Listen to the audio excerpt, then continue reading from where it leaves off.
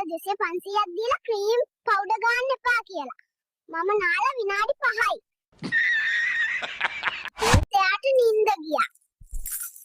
පුතා ඔයා මොකටද මේ සල්ලි එකතු කරන්නේ? ආන්ටි මම මේ සල්ලි එකතු කරන්නේ ලොකු වුණාම හොනට් එකක් ගන්න. පුතේ ඔයාට තියෙන විශේෂ දක්ෂතා මොනවද? ආන්ටි මට දවසම තියාගෙන ඉඳලා නැපිය ගලවපු ගමන් චූ කරන්න පුළුවන්. අම්මා ඔයාට දෙයක් කරන්න එපා කිව්වම ඔයා අහනවද? අනේ නෑ නන්දේ. එපා කිව්වොත් මම ඒකම තව තවත් කරනවා.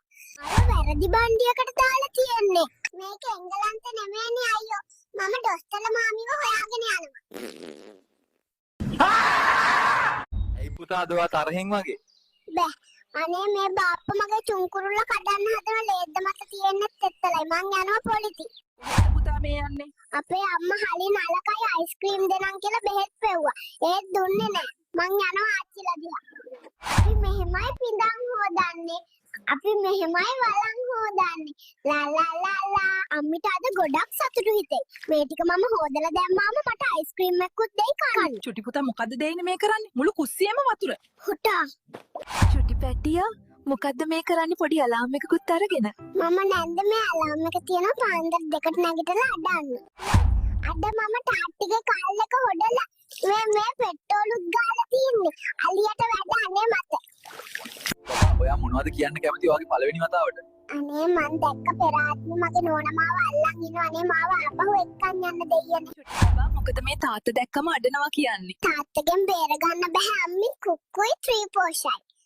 අම්මයි තාත්තයිට කියන්න එපා කරන්න දෙයක් නෑ. ඒකයි මම්මගේ ත්‍රිපෝෂ හංගන්නේ. මොනවාද ඔයාගේ අනාගත බලාපොරොත්තුද?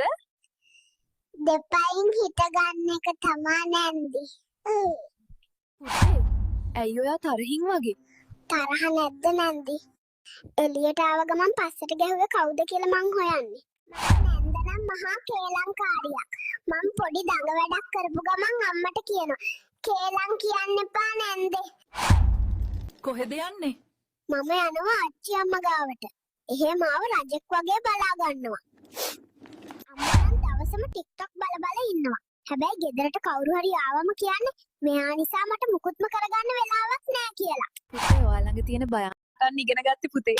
මම ඉපදුන දවස් ඉඳන් අම්මත් එක්ක TikTok කරනවා නැන්දේ. සෙල්ලම් බඩු ගොඩක් අරන් යන්නේ. අපේ ගෙදර නැන්දේ මට වඩා සෙල්ලම් බඩු එක සෙල්ලම් කරන්න අම්මයි තාත්තයි. පුතා කොහෙද මේ කොට්ටෙත් උස්සගෙන යන්නේ? අම්මයි තාත්තයි ගොරවනවා මට නිදා ගන්න බෑ මම එළියෙන් නිදා ගන්න.